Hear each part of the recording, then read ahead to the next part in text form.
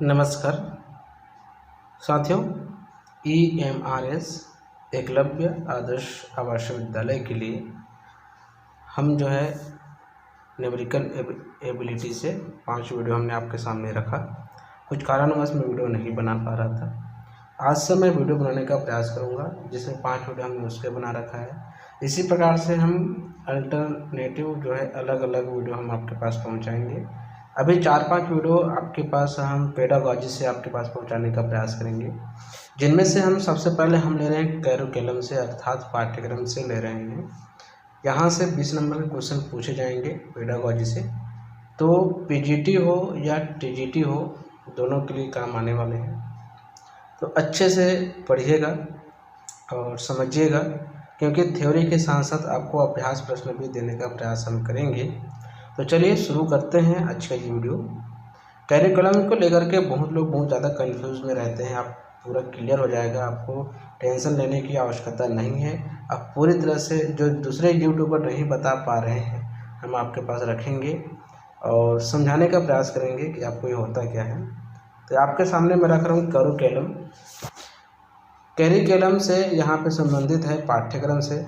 साथियों, पाठ्यक्रम को कभी कभी सिलेबस से जोड़ दिया जाता है।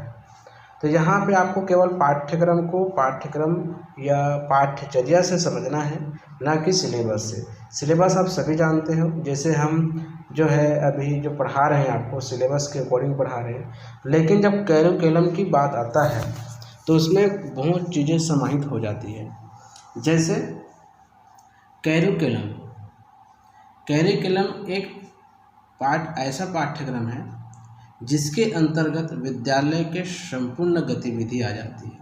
जैसे आपको आप समझाने का प्रयास करें तो माध्यमिक शिक्षा आयोग 1952-53 के अंतर्गत इसमें ये परिभाषित किया गया, इसके बारे में जानकारी दिया गया है कि उत्तम आधुनिक शैक्षिक विचार के अनुसार पाठ्यक्रम का अर्थ केवल विद्यालयों में पढ़ाए जाने वाले पारस्परिक शैक्षिक विषय से नहीं है, परंतु यह उन सभी अनुभवों को अपने में सम्मिलित करता है जो कि विद्यालय, कक्षा, पुस्तकालय, प्रयोगशाला, कार्यशाला, खेल के मैदान तथा शिक्षक विद्यार्थियों के मध्य विविध अनौपचारिक संबंध के रूप में होती है। अर्थात यदि इसको हम समझने का प्रयास करें तो पाठ्यक्रम का अर्थ ये है कि ये केवल विद्यालय में पढ़ाए जाने वाले पारस्परिक शैक्षिक विषय, शैक्षिक मतलब स्तरवार, कक्षावार या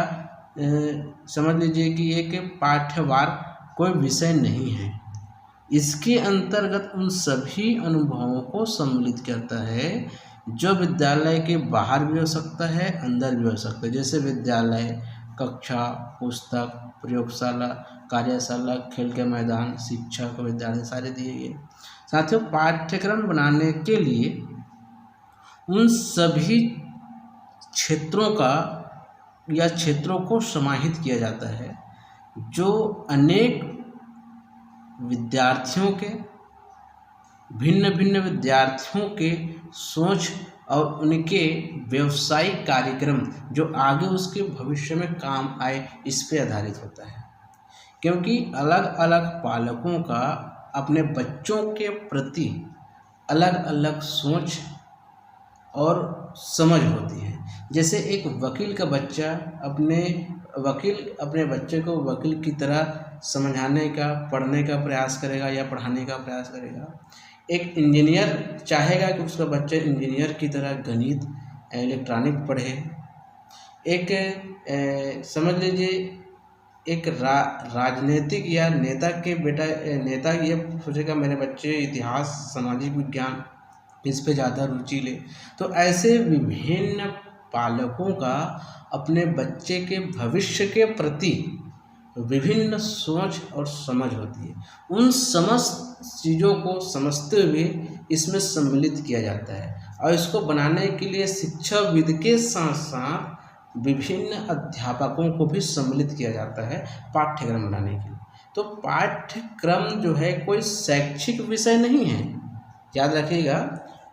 पाठ्यक्रम कोई शैक्षिक विषय नहीं है, ये पाठशाला के संपूर्ण कार्यक्रम होता है, जिसके अंतर्गत विद्यालय, कक्षा, पुस्तकालय, प्रयोगशाला, कार्यशाला, खेल के मैदान तथा शिक्षक विद्यार्थियों के मध्य विविध अनौपचारिक संबंध के रूप में होते हैं। अर्थात इस भाषा को समझिए, इस अर्थ में विद्यालय का पूरा जीवन पाठ्यक्रम बन जाता है, जो सभी बिंदुओं पर विद्यार्थियों के जीवन को स्पर्श करता है तथा संतुलित व्यक्ति का विकास करने में सहायता कर सकता है। आगे देखिए क्या कहते हैं। संक्षेप में हम यह कह सकते हैं कि जो भी क्रियाएं कक्षा के अंदर या बाहर, स्कूल के अंदर या बाहर होती है, जिनका प्रभाव बच्चे के व्यक्तित्व पर पड़ता है, वे पाठ्यक्रम में आती हैं। इसलिए पाठ्यक्रम स्कूल का संपूर्ण कार्यक्रम है, केवल शैक्षिक पहलू नहीं। यदि आपको अपने भाषा में कहा जाए तो पाठ्यक्रम ये बताता है कि बच्चों को क्या पढ़ाना है, कैसे पढ़ाना है, क्यों पढ़ाना है, इसका उद्देश्य क्या है, इसको पढ़ने से क्या मिलेगा, इसके पढ़ने से क्या होगा। इस सारे सवालों का जवाब पाठ्यक्रम में मिलता है। सिलेबस अलग होता है, ध्यान रखिएगा। मैं आपको केवल कैरिकुलम को पढ़ा रहा हूँ। आपको इतना ध्यान रखना है कि पाठ्यक्रम स्कूल का संपूर्ण कार्यक्रम होता है, केवल शैक्षिक पहलू नहीं होते। ठीक है, अब उसके बाद हम देखते हैं मीनिंग ऑफ कैरिकुलम। मतलब यहाँ पे पूछा गया है कि कैरिकुलम का अर्थ है, तो इसका शाब्दिक अर्थ आपको देखें तो शिक्षा का निश्चित कार्यक्रम निश्चित कर दिया जाता है। ये बदलाव होता है, इसमें परिवर्तन होता है, एक समय सीमा होती है, इसमें परिवर्तन किया जाता है समय के अनुसार। तो पाठ्यक्रम लैटिन भाषा के शब्द कुरेश से बनी है, जिसका अर्थ होता है दौड़ना या मैदान में दौड़ना, मैदान में दौड़ना। इस प्रकार पाठ्यक्रम एक ऐसा रास्ता है जिस पर चलकर एक विशेष लक्ष्य अथवा उद्देश्य की प्राप्ति हो सकती है। विद्यालयों का पाठ्यक्रम निश्चित लक्ष्यों की प्राप्ति में सहायता करता है। कुछ शिक्षाविदों ने अपने तर्क दिया है, उस पर मैं चर्चा करूँगा। अल्बर्टी ए या अल्बर्टी ई कहते हैं, पाठ्यक्रम विद्यार्थियों की उन सभी क्रियाओं का कुल जोड़ है, उन क्रियाओं का कुल जोड़ है जिनका आयोजन विद्यालय के द्वारा इसके लक्ष्यों की प्राप्ति हेतु किया जाता है। ठीक है, और देखिए अब ये तो हो गया, क्या हो गया, अर्थ हो गया। अर्थ आपको क्या क्या समझना है, अर्थ में ध्यान रखिएगा। शिक्षा का निश्चित कार्यक्रम, कुरेश का अर्थ होता है दौड़ना या मैदान में दौड़ना होता है, और उसके बाद दिया गया है। अब हम देखते हैं परिभाषा। फ्रोबेल के अनुसार पहले देख लेते हैं, फ्रोबेल क्या कहता है परिभाषा में। पाठ्यक्रम को संपूर्ण जाति के समूचे ज्ञान और अनुभव का सार समझना चाहिए। अर्थात मानव जाति, संपूर्ण मानव जाति का समूचे ज्ञान, जिस क्षेत्र में आप जाना चाहेंगे, जो क्षेत्र में आप बनना चाहेंगे, जो आप करना चाहेंगे, जो आपको बनना है, सारी चीज़ें पाठ्यक्रम में सम्मिलित रहती है। पहली से लेकर के आपके संपूर्ण जीवन में क्या क्या होना है, आगे आप क्या बनना चाहते हैं, सारी चीज़ें इस पाठ्यक्रम में सम्मिलित होता है। इसलिए कहा गया है कि पाठ्यक्रम विद्यालय का संपूर्ण कार्यक्रम होता है, विद्यालय को दिशा निर्देशित करता है, यह होता है पाठ्यक्रम। आगे हम देखते हैं फ्रोबेल के अनुसार। ये देखिए फ्रोबेल कहते हैं, क्रो एवं क्रो के अनुसार होता है, पाठ्यक्रम शिक्षार्थी के उन समस्त अनुभवों को सम्मिलित करता है जो उस कार्यक्रम के अंतर्गत आते हैं। देखो क्या लिखा है, पाठ्यक्रम शिक्षार्थी के उन समस्त अनुभवों को सम्मिलित करता है जो उस कार्यक्रम के अंतर्गत आते हैं, जिससे उनके मानसिक, शारीरिक, भावात्मक, सामाजिक, आध्यात्मिक और नैतिक विकास में सहायता मिलती है। ये अनुभव चाहे उस विद्यालय के भीतर प्राप्त हो, चाहे बाहर प्राप्त हो, ये उसके पाठ्यक्रम के अंदर आता है। ठीक है। सिलेबस की बात करें तो सिलेबस में शॉर्ट में बताऊंगा, सिलेबस मैं आपको बता दूंगा। सिलेबस जो है पाठ्यक्रम का अभिन्न अंग है। यदि ये सिलेबस है, ये पाठ्यक्रम है, एक बार फिर से बता देता हूँ मैं।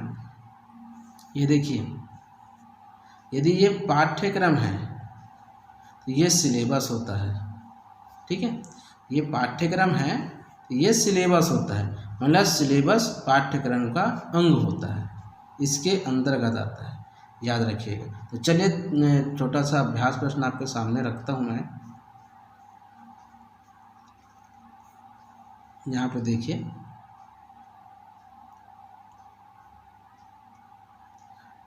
पाठ्यक्रम संग्रह है स्कूल विषयों का, अधिगम अनुभवों का, अधिगम क्रियाओं का। तो स्कूल विषय का तो होता ही है, अधिगम अनुभवों का होता ही है, अनुगम क्रियाओं का होता ही है, मतलब इन सभी का होता है। उसी प्रकार से देखिए, पाठ्यक्रम है स्कूल का संपूर्ण कार्यक्रम, शैक्षिक कार्यक्रम, संपूर्ण मानव जाति का कार्यक्रम, इनमें से सभी इसका आंसर आएगा। ये अभ्यास प्रश्न है। इसी प्रकार से हम आपको बताते जाएंगे, और अच्छा लगे तो लाइक कमेंट शेयर अवश्य करें। धन्यवाद।